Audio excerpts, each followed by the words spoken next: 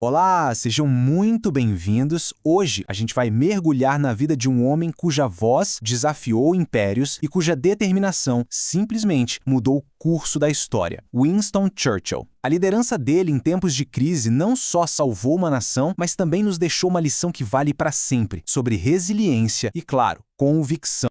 Olha, essa imagem aqui captura bem a essência de um líder no olho do furacão, né? Churchill assumiu o comando da Grã-Bretanha no seu momento mais sombrio, isolada, ameaçada e, como ele mesmo admitiria, bem enfraquecida. Ele era literalmente a última linha de defesa. Mas claro, essa força lendária toda não surgiu do nada, né? Ela foi forjada no fogo, ao longo de décadas de muita ambição, alguns fracassos espetaculares e uma perseverança que era quase sobre-humana. E olha, se uma jornada de superação como essa já te parece inspiradora, aproveita agora para curtir essa análise e seguir o canal Pneuma BR para mais histórias assim. Para entender essa figura, a gente precisa voltar lá para o começo. Nascido na aristocracia, Churchill não viu o parlamento como um prédio qualquer. Para ele, era um verdadeiro campo de batalha de ideias, um palco para o destino. Desde muito cedo, ele sabia que queria estar no centro da ação. A trajetória política dele foi tudo menos convencional. Pensa só, de soldado a parlamentar com apenas 25 anos, ele não chegou lá para seguir regras. Pelo contrário, ele desafiou o próprio partido desde o início, e essa rebeldia toda culminou num dos atos mais audaciosos da política britânica. Ele literalmente atravessou o plenário e mudou de lado, se juntando aos liberais. E essa mudança de partido não foi só um cálculo de poder, sabe? Churchill enxergava a pobreza e a desigualdade como fraquezas que minavam a força do império. Para ele, era simples. Uma nação só podia ser forte de verdade se cuidasse do seu povo. Mas essa ascensão meteórica, ela não ia durar. A carreira do Churchill estava prestes a colidir com uma série de desastres que o levariam ao exílio político. E o mais irônico é que foram justamente essas provações que o prepararam para o momento em que a história o chamaria.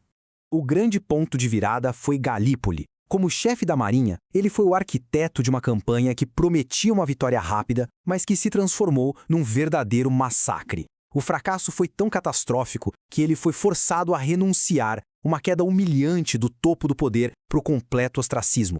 E a queda não parou por aí não. Imagina só, ele foi do comando da maior marinha do mundo para as trincheiras da França como um soldado qualquer.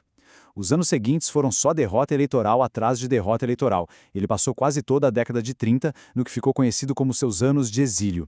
Era uma voz solitária, bem longe dos corredores do poder. Para muita gente, Churchill era um político acabado, mas foi justamente nesse exílio que ele encontrou sua missão mais importante. Enquanto a Europa inteira, dominada por uma política de apaziguamento, preferia ignorar os sinais, ele se tornou a única voz que gritava sobre a ameaça crescente da Alemanha nazista. Ninguém queria ouvir, mas ele se recusou a ficar em silêncio. E então, a história deu aquela virada de roteiro. Os avisos de Churchill se tornaram uma realidade terrível e a Grã-Bretanha se viu à beira do abismo. E foi na hora mais sombria que aquele rebelde exilado se tornou a única esperança da nação. A gente está em maio de 1940. O desespero era palpável. A Europa estava caindo diante do avanço nazista, e a invasão da Grã-Bretanha parecia ser só uma questão de dias. Foi nesse exato momento de crise que o homem que todo mundo tinha descartado foi chamado para liderar. É como o biógrafo dele, Sir Martin Gilbert, resumiu perfeitamente. A vida inteira de Churchill, com todos os seus erros e acertos, pareceu uma longa preparação para este exato momento. Liderar quando não havia mais ninguém, quando a esperança era só uma faísca. Isso faz a gente pensar, né? O que era mais impressionante em Churchill? A coragem dele? A resiliência? Ou talvez aquela teimosia que ficou famosa? Eu quero saber a opinião de vocês, então deixa aí nos comentários. E claro, já ativa as notificações para não perder o desfecho dessa história. Depois da vitória, todo mundo esperava que Churchill fosse consagrado como um herói para sempre. Mas a democracia, o próprio sistema pelo qual ele tanto lutou, ainda reservava para ele uma última e, digamos, irônica aprovação.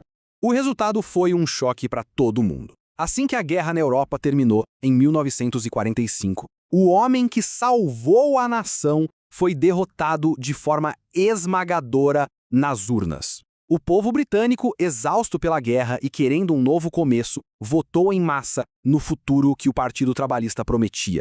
A reação dele a essa derrota é talvez o seu momento mais grandioso. Sem nenhuma amargura, sem raiva, ele demonstrou um respeito absoluto pelo processo democrático. A resposta dele foi simples e definitiva. É a vontade do povo. E é aí que está o seu legado mais profundo, talvez maior até que a vitória militar: a sua fé inabalável na democracia. Ele lutou com unhas e dentes para defendê-la do totalitarismo, e quando essa mesma democracia se voltou contra ele, ele aceitou com uma elegância que definiu seu caráter. A jornada do Churchill nos deixa uma lição poderosa. Cada fracasso, cada derrota, cada ano no exílio, no fim, não foram obstáculos, foram degraus. A vida dele mostra que a verdadeira resiliência não é só sobre aguentar o tranco, mas sobre transformar cada adversidade em força. E isso nos deixa com uma pergunta para refletir. Churchill foi simplesmente o homem certo, na hora certa, um produto das circunstâncias, ou foi a personalidade indomável dele, forjada por uma vida de desafios, que ativamente moldou a história à sua vontade? A resposta, talvez, esteja em algum lugar no meio. Obrigado por nos acompanhar nesta jornada e até a próxima.